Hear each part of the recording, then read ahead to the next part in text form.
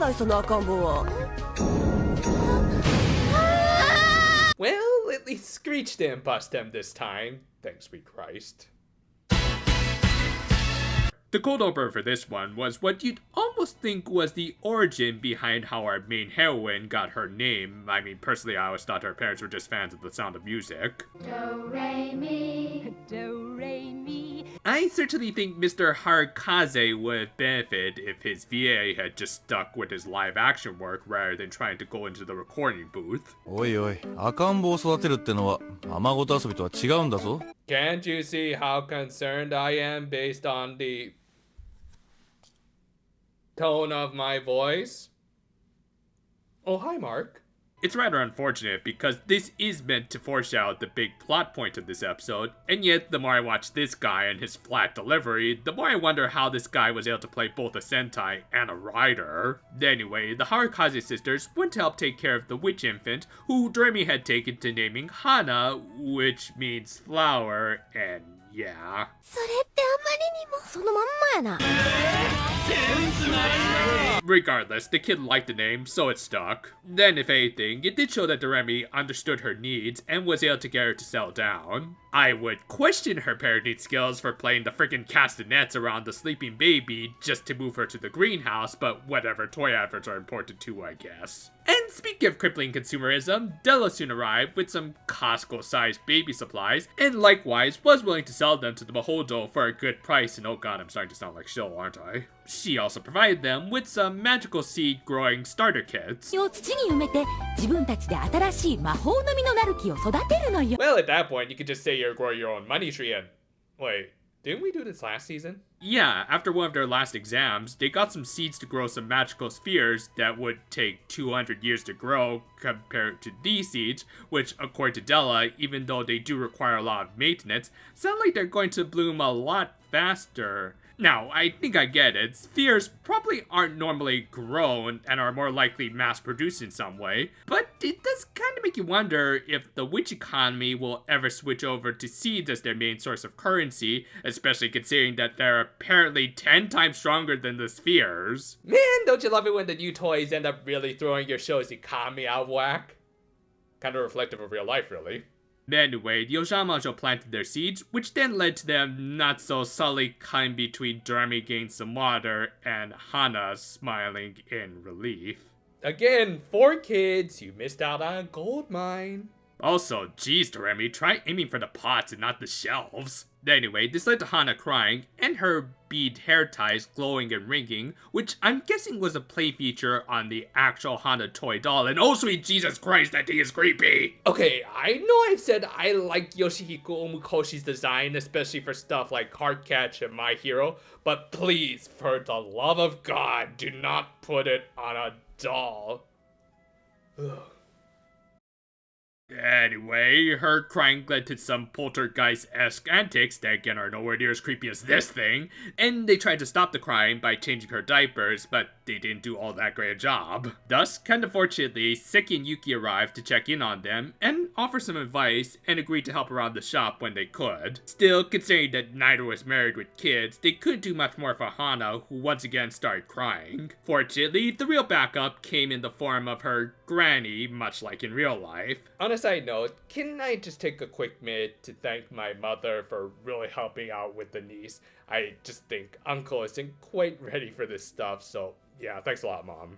In fact, for those with weak stomachs, I do legit recommend skipping around some of this diaper changing scene. I mean, altogether, it is a great scene where Haruka did provide a lot of actual baby care advice, like diaper changing and heating formula, but they also went into detail with the former, if you know what I mean. Still, a really good, heartwarming scene with some really soothing music that rightfully made Doremi appreciate her mother even more. Honestly, if they just ended the episode here, I wouldn't have had any complaints.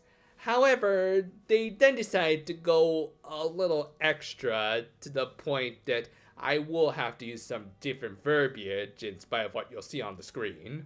Yeah, don't ask me why, but this site really doesn't like it when we use certain words, even when it is for the sake of analysis, and yet they let a lot of other crap fly, but whatever, you'll see what I mean. Anyway, after an additional montage where we got to see the Ojamajo set up the new Mahodo and apply what they learned from Haruka to relative success, they called it a day and were rightfully exhausted. Thus, even with the prospect of steak dangling in front of her, Doremi of all people didn't care. And, I think I'll take back all of my previous criticisms towards Papa Harukaze's acting because of this legendary line delivery. 疲れたのよ Anyway, Doremi went to relax in the tub and was later joined by her mother. Of course, she asked what she was like when her mother raised her, and we ended up learning that Haruka was possibly Christian, ironic considering that her daughter is a witch and everything, as well as お母さん何度死のうと思ったかわからなかったわ Excuse me, what? Sorry, I just needed to clean out my ears because I'm pretty sure I didn't hear that right, so proceed. そうよその時からお母さん吹っ切れたのよ Yeah, I think I'm just gonna need a slightly bigger Q-tip. Yeah, but seriously, I legit thought I was mishearing things or that the subtitlers mistranslated her, but nope. Throughout this whole scene, Haruka kept reaffirming that she contemplated being Sudoku after an accident had left her unable to become a professional pianist, only ultimately deciding against it because she was pregnant with Doremi. Now, I'm a bit of two minds about this. From a characterization standpoint, I think this is some great stuff for the mother and daughter. Showing how the two ultimately save one another and really fleshing out the parents. Obviously Haruka more so, and did Doremi's old man really give up fly fishing? Still, strong character writing overall with some powerful themes. That said, from a pragmatic standpoint, I do have to ask... Who says that?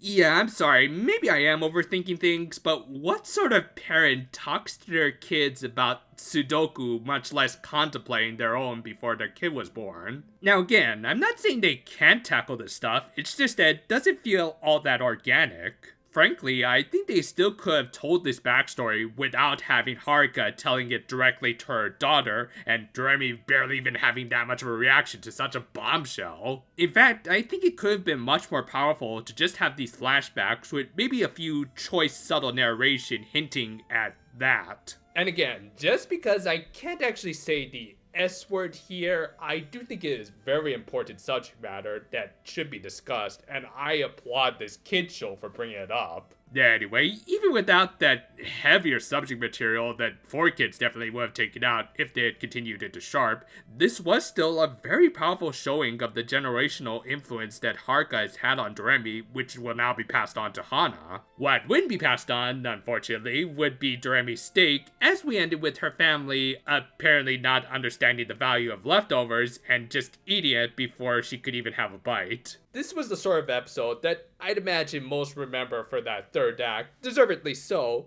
but at the same time, the rest of the episode was pretty darn good too. Yeah, it was kind of the usual Ojamajo antics, but it was still pretty fun, and even if the world building is a little retconny due to the show's sudden renewal, it was still fascinating to see. And ultimately, it does lead to a third act that really should be discussed for those comfortable with the subject matter.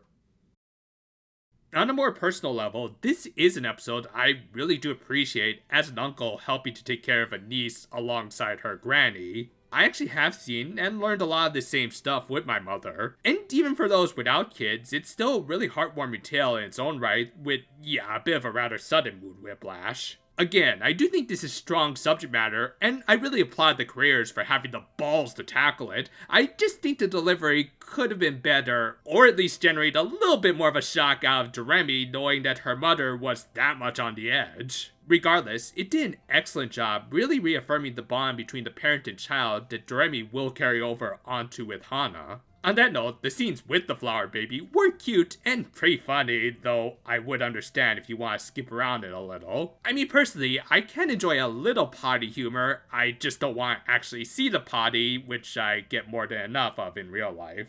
Still, that aside, along with all my uncle biases, I do think this is one of the strongest episodes early into the second series, and overall for the whole franchise. It's a little humorous, a little gross, but also really damn wholesome and really makes you appreciate the parental figures in your life. Maybe just keep in mind that Mother's Day is next month when you watch this one again. Thankfully, this week, I don't have to think up a new video I can do in a week, and I can just do my usual all-nighter for Delicious Party this Sunday. Yeah, is this really all that much better? Nah, but seriously, it'll be fun to go back to reviewing this show after hopefully Toy learned the value of a good firewall, as well as teaching their staff to not open that one email. So look forward to it. Until then though, farewell for now my friends, and hold on. Hello? Diaper rush? Okay. Uncle's job is never over.